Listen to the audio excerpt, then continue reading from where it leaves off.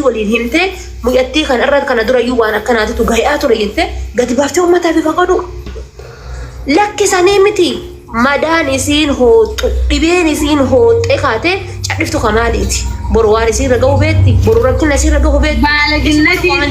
تاني أمه ولين دبيتهم تنهو أرمون هنگا يومي نما دبيتهم أجران أرمون هنگا يومي نما قنبات عن أجران أرمون هنگا يومي وفي شامات عنيتين بدne nama kamu ifatan itli sakayoni manyada video yoni manya warri futani share copy link like gotani tini oliga dindemtan sali sini rabbitu wali bekata ummata kamya kata tan I don't know anan letana boru letana gabi natti ta aycho naftanyan dina kenna guma ta san wali ni hinqamno jechu wan barbade letana jechu nadin kolkolo ammo garini america kana tete sugar mami jechu da dirtin inshallah managatte fesali fudatte birabate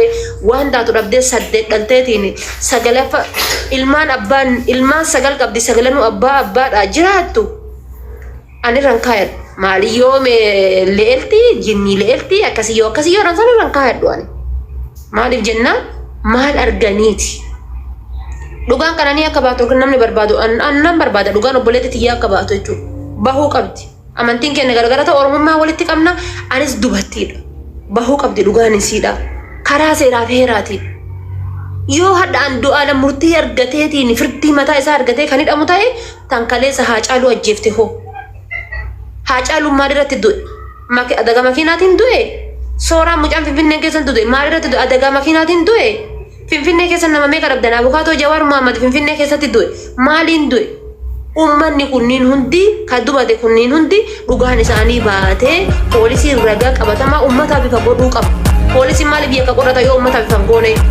inshallah abbana langaati poolisiin bicha waliin qorateetiin cadhisuudha yoo ummataaf bifa goone yoo isin hin fayyifne yoo abbaan sun abbaa fi haadha sun hin fayyine yoo ummanni gaabii gaafataa jiru kun hin fayyine maalirratti ammoo isin dhugaa jette diyooni maa jedhan yes king yooni jamma king yooni king erga yooni ni maanyaadha oromoo quuqamee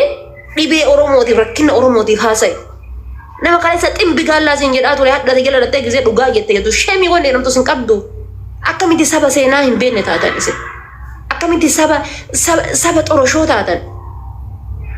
ximbi gaallaa jedhee kaleessa kan eenyummaa kan keessa jibbaa ture hadda eessaa dhufeetiin dhugaa kan keetiif dhiiga kan keessii barbaada eessaa dhufeeti gaallaa keessaa isiin nama tokko bar obboleettiin teennata duute sun gaallaa ximbi gaallaa jedhan san keessaa isiin nama tokko Suara Fati nama kana no dubbatuun dhabee guyyaa tokko viidiyoo tiye Facebook irra ilaali mataan na dhukkube qobaati jaada Fati wallahi la azim amogga lamaan dubbachuu malee dhugaa obboleettii teessanii barbaada akan mutaan andu'aalatti abbaa kiyya kana dhalchee yoo ta'e dhugaa obboleettii teessanii barbaada diina garuu ofirraa dhoogaa harkaan diina amaara laallan kan barbaada dhugaa obboleettii teessanii shamarranis barbaada dhugaa obboleettii teessanii karaa jirutti karaa seeraa fi heerri jirutti mirgi kenna kaba sarbamuun qabu hanga yoomi yeroo hundaayyuu akka tafkiititti yookaan ammoo akka sooftiitti nu ajjeesanii yookaan ammoo gudeedamne yookaan ammoo rakkanne yookaan ammoo gonno jenneetiin qocoocamne hafna hundatti dhugaa keessan karaa seeraatiin barbaadadha kolkolee Finfinnee teetteetiin dhuddee caffarteetiin akka barbaadde taateetiin ammoo mucaarraa caffartu dhugaa Oromoo gadi baasi jedhaan irra gadhaabadhaati hin jirtu kaa hin qabdan paawulii akkas hin qabdan Arafaatee amma gadiin bu'aa galatoomii wanti amanurra jiru viidiyoo daleyneeti haqa qananiidha ni barbaanna nuti akkaataa isin itti duute abbaan halangaatii fi poolisiin Addis Ababaa san nu gabbaasuu qaban takka dhageewuu barbaanna hawaasni bal'aan sababni dhageewuu barbaannuu fi mucayyoon tun mucayyoo hawaasni akka malee jaalatu ta lubbuun dabarte mucaan ammammoo shakkamee sababa firendiinsi Andu'aalam Gosaa kan amma shakkamee sababa sitti hidhaa jiruusi nama akka malee Oromoon jaalattuu fi kabajju ka guyyaa tokko Oromoo bosona jirtuu fi qabsaa'otaa fi warra mootummaallee mufachiisee hin beekne hawaasa isaatillee takkaa jibbaa Oromummaa saba kana addaan dhiluu nuti keessatti hin argine lubbuu teenya caalaa jaalanna Andu'aalam mucayyoon qananii lubbuun duutee jirti addunyaa irratti hin deebitu gonaa mucaan lubbuudhaan addunyaa irra jiru kun yoo dhugumaan harkisaa isii tana tuqee mucoon tun isaan kuttee mucaa itti himanii sirri jiru ummataafillee himanii isattillee himanii yookaan hidhaatti murteessanii yookaan akka abbootiin gadaa fi aadaan Oromoo jettutti gumaa irraa kafalanii innillee Oromoon hawaasa keessatti deebi'u. Yommuu hawaasa keessatti hin deebines maniidhaatti haa fixatu jaanii yoo murteen itti murtoites waan inni godhe hawaasni beekuu qaba. Kan nuti amma irratti dubbannu. Kan kanarraa hafe nuti gama Andu'aalam Gorree yookaan Qananii xiqqee dantaa duute jechuun dandeenyu. Yookaan gara Qananii Gorree Andu'aalam lubbuun haa badu hin jennu duunee banna malee. Because dhiiga ilkeeti. Intalti teenya obbolee teenya tan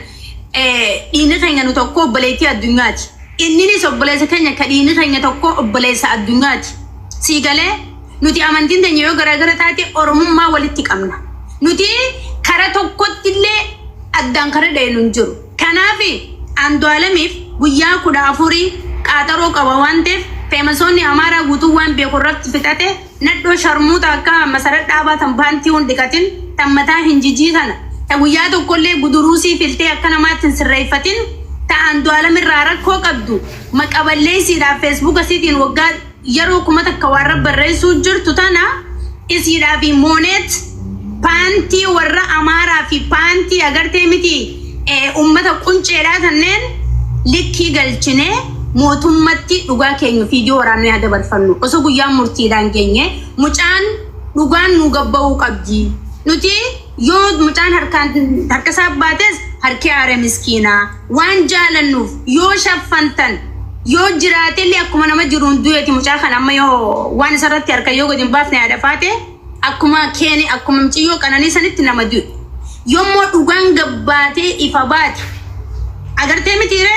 dandamata qaba. Yookaan isaa godhe yoo jaamallee dandamata qaba. Yookaan inni goone waan akkanaatiif mujiyyoon fooqirraa akkanaa fi kana kuftee janii yoo dubbatanillee mucaan bilisa bahee jira. Yommuu akkasiin itti duutee simuu dhabanii mucaa kanallee yookaan hidharraa gabbaasaniituma akkanuma deddeeme mucaanis akkuma nama du'eetaa lafaatee ni beektaa? Siigalee onnee Oromoo keessatti ni sosso'an irraa malee deebi'uu hin danda'u. Yoo dhugaan isaas bahee dhugaan muciyyootis baate